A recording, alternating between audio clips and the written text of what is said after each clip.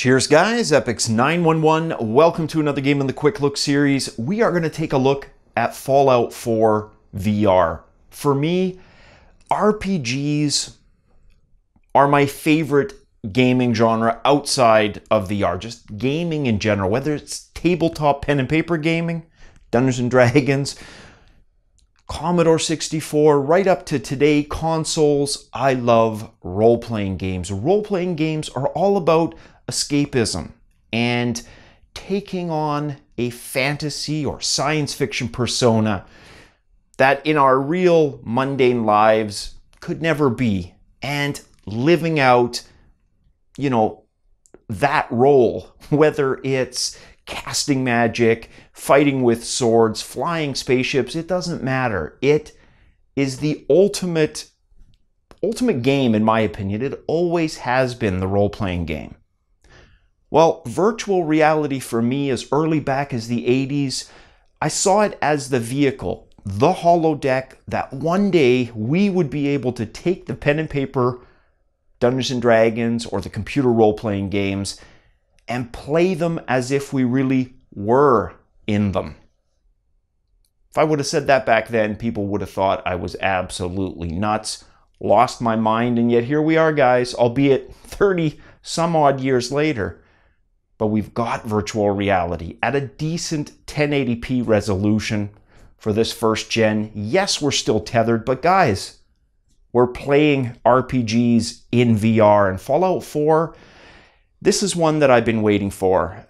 The word was out about Skyrim VR for a while, and many of us hoped it would be really good, but suspected there'd be a few things holding it back.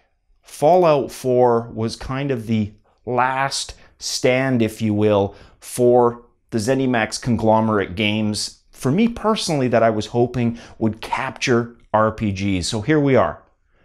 What is an open world RPG like Fallout 4 going to feel like in VR? Guys, let's check out Fallout 4 VR.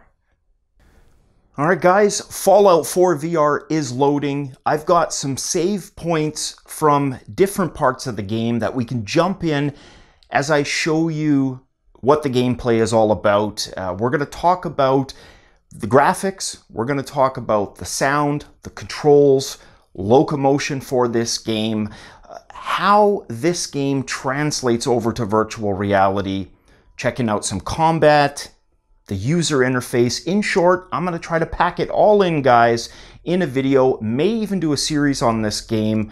That's how much I like it. So, as you can see, there's the power armor right in front of me there. But we're not going to stick with this save file quite yet. I just wanted to use this as a part where we can kind of just take a look at the user interface. So, I'm playing this game right now, guys, with two Vive controllers.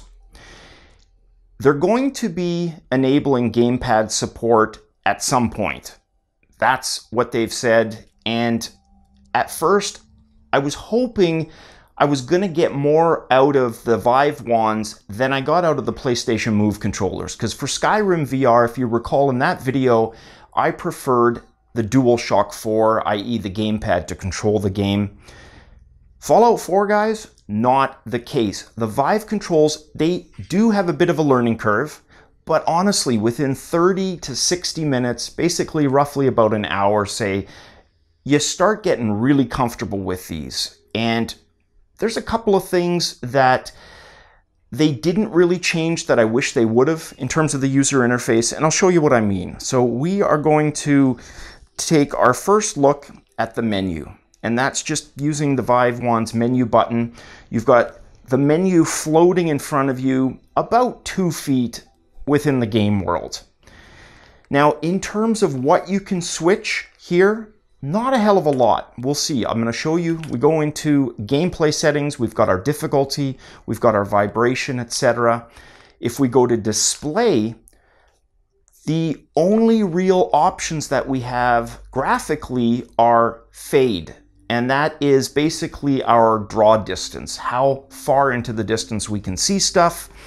And then we've also got dithering, and that's actually under the VR setting, which I'll show you here.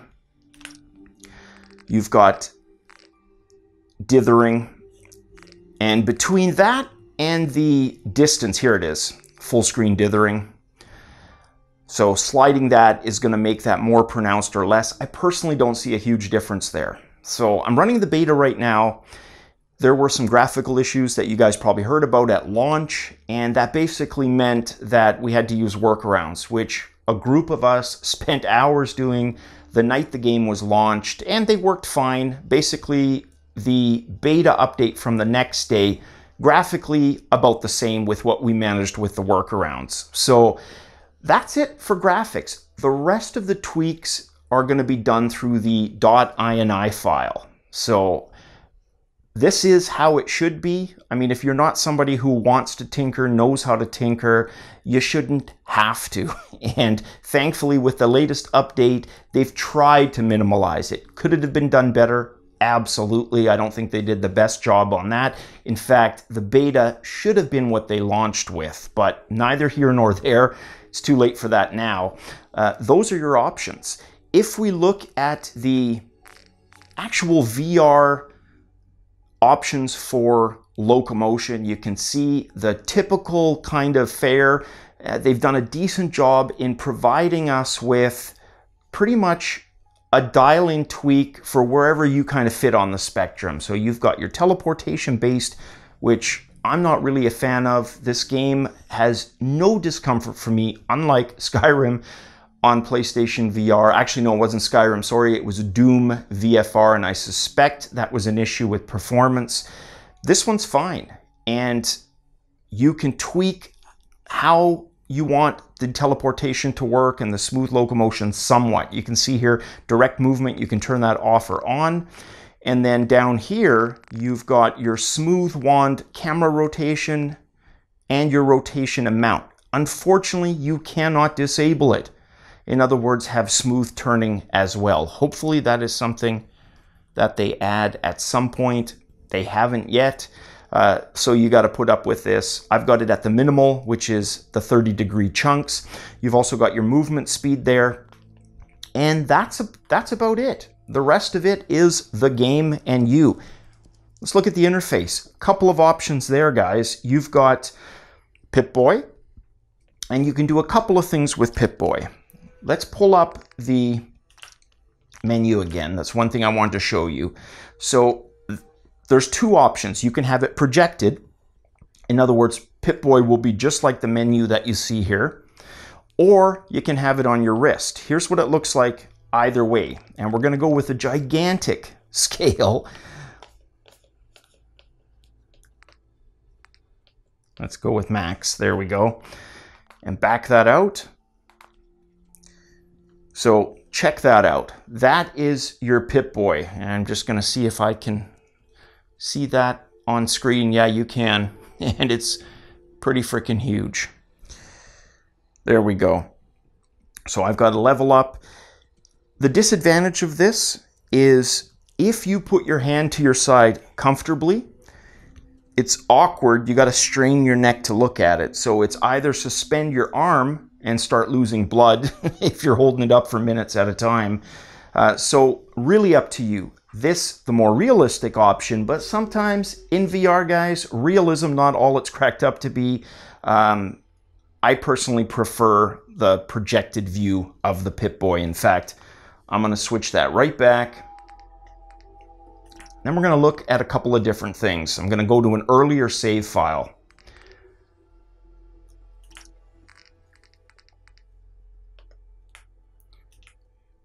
So there's also an in front. Actually, you know what? I don't think I've checked this. So let me see what in front does. Okay. So there we go. So you've got projected, which is the user interface. It looks like your menu system, the Pip-Boy. You've got wrist, which looks like an actual Pip-Boy on your wrist, or you can take the same wrist-based graphic and have that pushed out in front of you via this option here. So those are the three options for you. So let's just level up. I want you to see that too. So we're level 3 here. We are going to go with, Should I go with strength or agility? I'm going to try to play kind of a stealth class with this guy. You know what? Let's do a little bit of strength though. Sure. There we go. Health, you can see your bar with your direction down below, and it's not in too awkward of a spot, which I like. Let's go to an earlier save file and let's start exploring the world. That's what this game is all about. And ooh, look at that. We can actually open it up. Let's go from the vault. Why not? There we go. So I contemplated, guys, showing you from the very beginning inside. There's an issue. I'm going to just describe it. When you pick your gender, there's some scaling issues and camera issues. The camera issues are you're in a really awkward spot. They basically put you in the mirror. And because of VR and perimeter boxes, or rather boundary boxes, walls and stuff are essentially see-through. And it's like that pretty much in a lot of games. Whoops. Where is he? Oh, that was me taking damage from here. So you're going to have clipping issues. Thankfully, you can see it bounced me back. Most walls I found do that. There are a few, like the medicine cabinet, where you're picking your gender, where, yeah, you're sitting, or rather standing in the scenery. What they should have done for that is done it from the eyes of the NPCs looking into the mirror. It would have been perfect. You can see your gender that way. You can see the effects of your customization because you're looking in the mirror. It would have resolved the camera issue.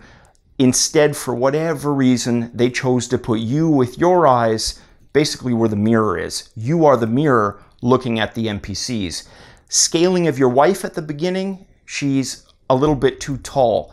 With that said, most of the other scaling, guys, is terrific. Cars, the futuristic 1950s version of the future, which I really love as an aesthetic and as an art design. The scale on all those vehicles and things, pretty much perfect. Feels as it should. So let's go above Earth. And we're just going to stick with who we are. I got no problem with that.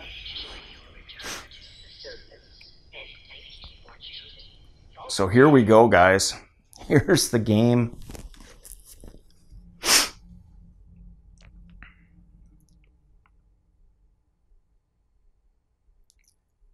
Now, the way Bethesda engines typically work is indoor and outdoor areas are separately contained. They're two distinct areas. There are houses you can walk in that are seamless because they exist as part of the outside world. Then there are ones like the vault, dungeons that actually load up. So here we are. Here's the world, guys. This is where the magic is. Think about this. And this is where I want you to get as excited as I am in terms of the description. Just let me explain what I'm getting at. When you play a game like Raw Data, and don't get me wrong, there's a time and place for wave-based games, but how often can you just stand around and enjoy the scenery? Not very often. The backdrop is really just there in passing. Almost doesn't matter what the background is. The objective is really the enemies, taking care of waves of successive enemies. Here in Fallout 4, just like in Skyrim, you have an open frickin' world. Wherever you happen to look, there's a ledge up on high in Raw Data. You probably can't go there. Not the case in Fallout 4 VR. If I'm looking in the distance there, those foothills, sure as hell I can walk there. Those towers, I can probably climb them. That forest to the left there, I can probably get lost wandering in there and see my life ended with some monsters way, way too tough for my early level character. Graphically, things up close, now that they're looking like they should, pretty sharp, pretty clear. I did a quick look on the Talos Principle the other day, and I talked about how clear that game was, both close and into the distance. Not the case with Fallout 4 VR. You're up close, immediate surroundings, the higher fidelity, details, crispness, etc. when you look into the distance, it's no longer blurry and low res like it was, but there's a haze, and it's a bit of a filter that almost kind of dithers the terrain, the houses, with a bit less detail. And that's probably done for performance reasons. Does it ruin it? You know what? It would look a hell of a lot better, like it does on the monitor, if it didn't have that effect. But they probably had to make some compromises. I can see why they did it. So the ultimate answer to that is no.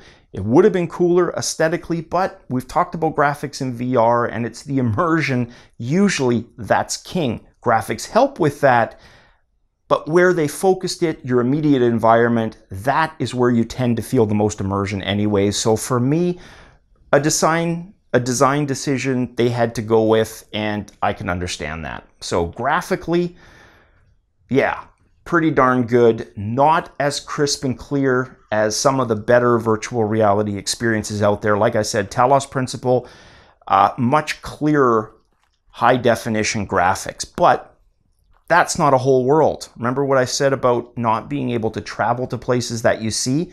Talos is filled with that. Again, in Fallout, you see it, you can probably go there. That billboard here to my left, there's a plank up there. There is a way somehow to get up there. You could, right? So here we are, guys. We're making our way back to the town.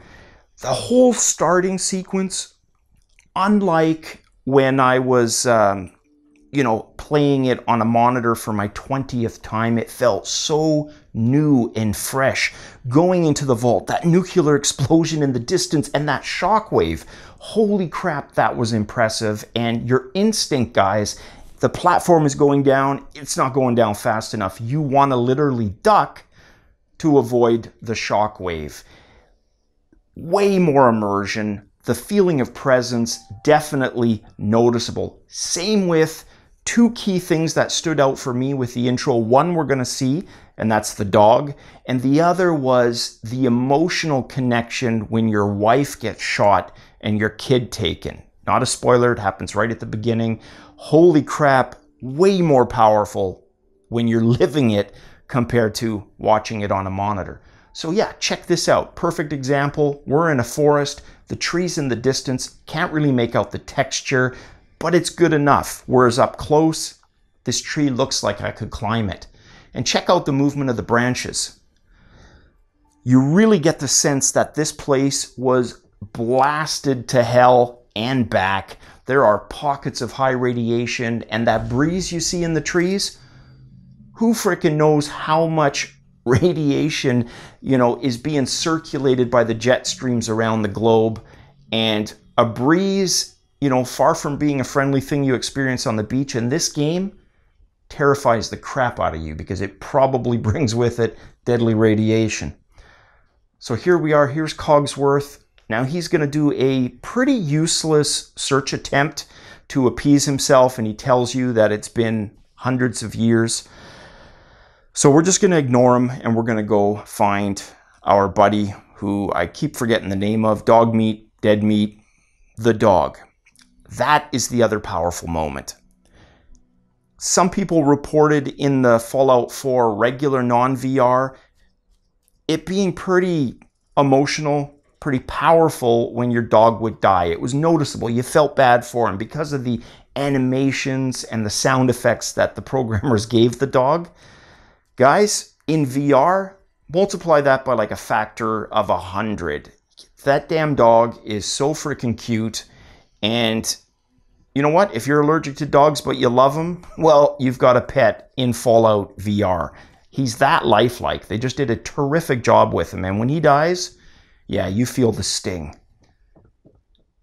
So take a moment, guys, when you're playing this game to enjoy the scenery, the artwork that the programmers and level designers put into this. We went from a vault with a forest area, a small suburban area that got blasted, and check out this river. A bank here with rocks, some unlucky schmucks who probably tried to outrun the blasts. You can see they didn't get far. They're ass over tea kettle in the river there. Game-wise, loot as much as you can. This is a post-apocalyptic world. Only the strong survive, and ammo is precious. Ammo is your currency, so use it sparingly. Wherever possible, use not the pistol, but your baton or a similar, you know, hand-to-hand or close-quarter combat weapon. So here's our buddy. And I'm going to use this to talk about the interface. So look at that face. Look at him. Still not sure, right? That facial expression. Now watch this. Hey, boy. What are you doing out here all by yourself? Suddenly he's more at peace. He's looking for you. I'm going to tell him he's okay. You seem like an okay guy. Look at that. Like now we're buddies. Oh, look at that. The one ear tilt down. Hey. So you can give him commands and he follows you around. We're going to take a look at the UI that I talked about. So everything is done with the Vive controllers. Where did he go? Anyways, he's somewhere. We'll catch him after. But yeah, everything is done with the trackpad. So you're sliding down. This could have been done a little bit better. I understand why they did the trackpad in the way they did, because they've assigned button presses. So what I wish they would have done is shifted functions. In other words, trigger with a direction, maybe to go through the menus rather than the trackpad, because it's not always precise and you can miss stuff and fumble a little bit, especially if you're somebody who has clammy hands, right? Thankfully mine are dry, but I've talked to people who, you know, have the opposite issue where it's really clammy hands, and it's next to impossible, they said, in situations to try to navigate the UI when you're in combat. And I can see that. But for the most part, it does what it needs to do. It functions, like I said, about an hour and you're used to it. Here's an example of scale. Look at that. You could just sit in this thing. And that art design again, just fantastic. Let's see if we can get Buddy to come with us.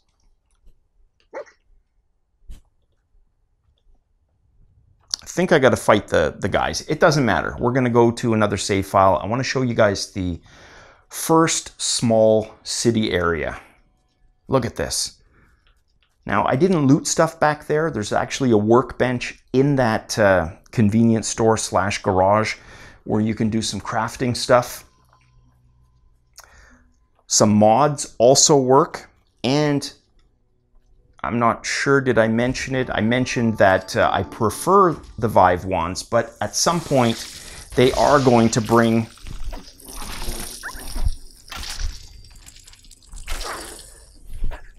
DualShock 4 as a controller into the game. Okay, we're gonna wait for Buddy here. We got him. Combat works well. Oh, you can see the dog's injured. Look at that. That is so cool. So I didn't bother looting. There's a house in here where I know there's a sniper rifle. So a little bit of a spoiler, but it's early days, guys. So maybe don't pay attention if you don't want that ruined. But yeah, there's a really nice little gun to start the game with. We'll go this way. Show you guys where that is. Then I'm going to go to the power armor again. Music does what it needs to do. The ambient sound effects work well. Just like Talos, I think the music is pretty good. It's not super repetitive, which is nice. Different areas have different music. And for a game like this, I prefer if music is understated, right? It's not too prominent. And that's exactly what it is in this game. It's there, but it's not there, if you get my drift. It's not annoyingly there. So up here, we're going to get some more loot from Buddy here. And right next to him, our sniper rifle.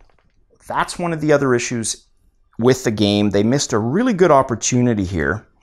So let's go back into the inventory system. Which is, sorry, our Pip-Boy.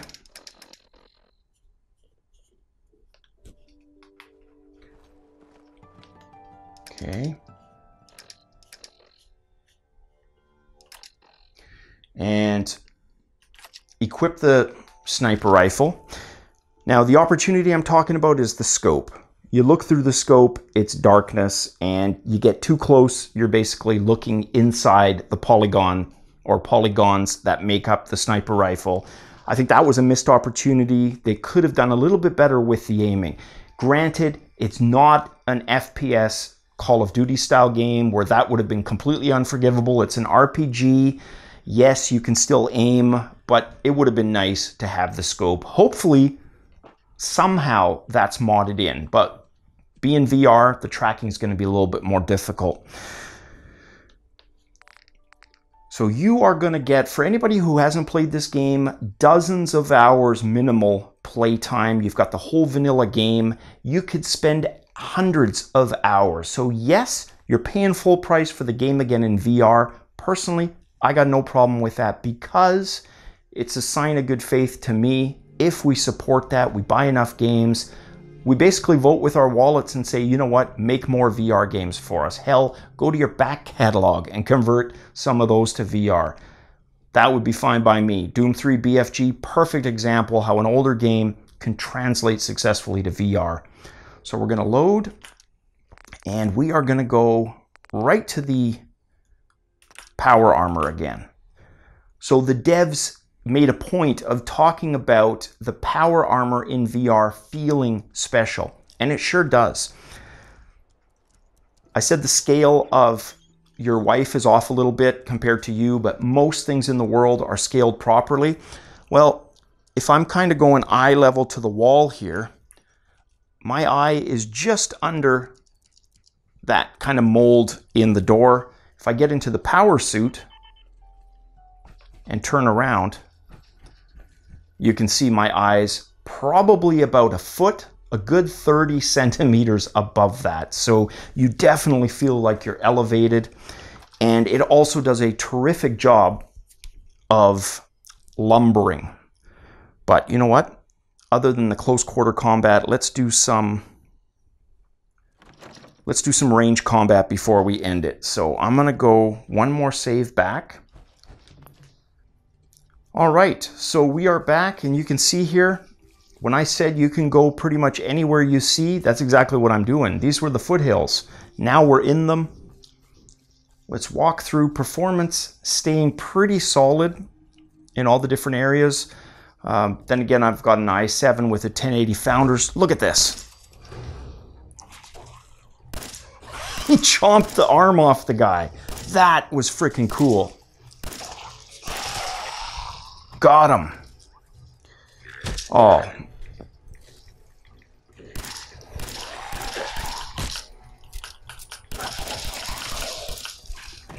Help our buddy. There we go. Oh, look at that. I mean, how can you not feel bad for him, eh? So we're gonna save his life. Oh, poor guy. And there you go, guys. The rest of it is live out your fantasy. This is as close as we are going to get with the first generation to the promise of VR. And let me tell you, guys, the promise of VR isn't wave-based, even though those are fun. It's not puzzle games like Talos. They're fun as well. The promise of VR is living up to the name, a virtual reality. That's exactly what this is and what an RPG can deliver. A virtual world, yours for exploration, conquering, who the hell knows what. It's your game. You play it the way you want. Guys, well, that's basically Fallout 4 VR in a nutshell. It is story-based, exploration-based, whatever you want to make of it, you can make of it. Highly recommend, if you like RPGs and you have VR, get this game. Even if you don't like it outside of VR, yet another example where VR makes all the difference, and it really does here. I'm going to let you guys go, and I'm going to play some more. But first, I'm going to be mean and kill Bambi. Two-headed Bambi. Aw. Poor Bambi. All right, guys, that's it for me. Thanks for watching. Catch you in the next one. Cheers.